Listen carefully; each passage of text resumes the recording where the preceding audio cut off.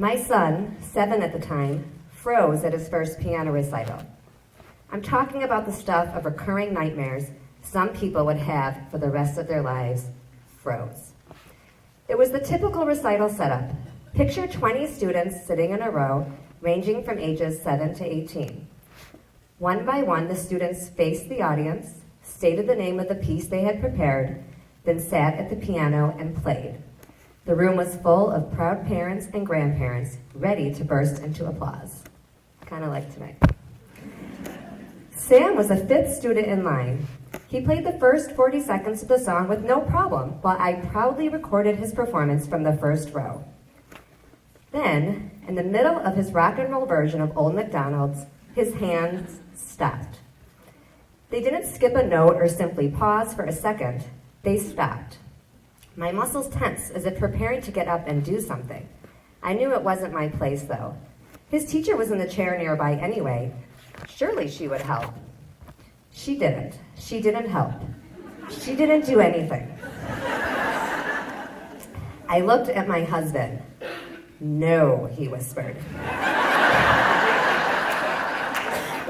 "This isn't your show." Sam started the song again, but froze at the same spot several more times. I put down my camera and glared at his teacher, though there was nothing she could do. This was Sam's performance, I tried convincing myself. Not hers, not mine. "This isn't my show," I repeated silently. "This isn't my show." Okay, fine. If it wasn't my show, then why was I sweating so profusely? You'd think I were the one sitting at the piano, starting the song for the 6th time now. Yeah. My parents were there, my husband's parents were there. I couldn't look at any of them because in my mind, I had failed. I didn't make him practice enough, I thought. In my attempts to let him take some ownership over the whole practicing process and not be the helicopter mom that I sometimes can be, I trusted Sam when he said that he was prepared. I should have pushed him more, I thought. I should have been more than a helicopter. I should have been a 747. I felt sick, like I might faint, as Sam started the song, yet again. That's it, I thought. I will faint. I'll take the attention away from Sam. It will be an act of heroism and motherly devotion that he will remember for the rest of his life. From her chair, Sam's teacher advised him to start, yet again, from the beginning. The beginning. What good was coming from starting at the beginning? Sure, she'd been a piano teacher for 3 decades, but come on. My boy needed help. That I didn't shout, "Do something, lady." That I didn't sit next to Sam and put my fingers over his to play the right notes should go up there with the greatest examples of self-restraint in all of motherhood.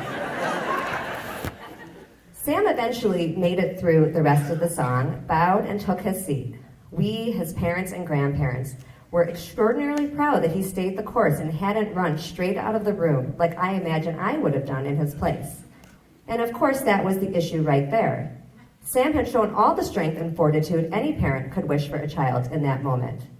But I was too busy projecting how I would have felt sitting at that piano bench. I couldn't seem to separate myself from Sam. I was Sam. Sam was me. We were united in my mind, although at 7 years old, it was time to start seeing my firstborn as his own person.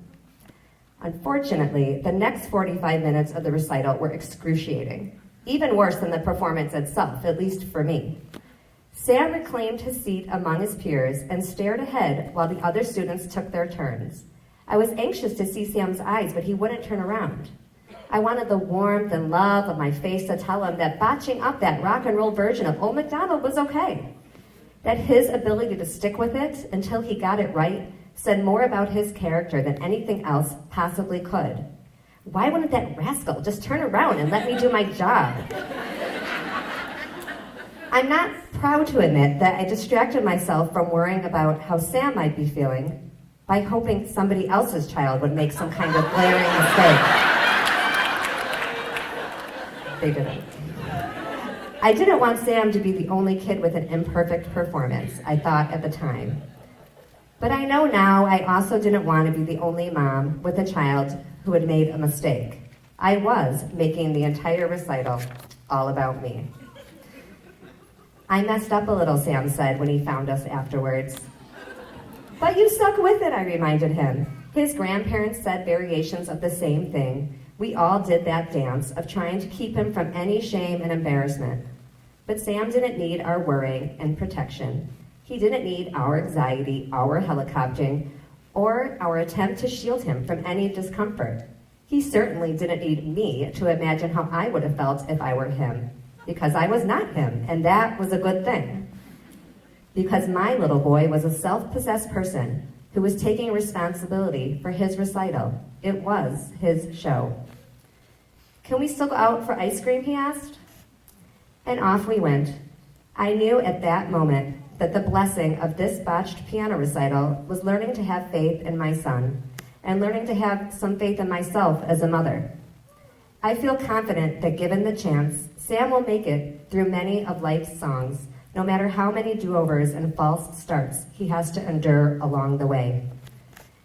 I wish that same confidence for my other 3 children. I wish it for all of us.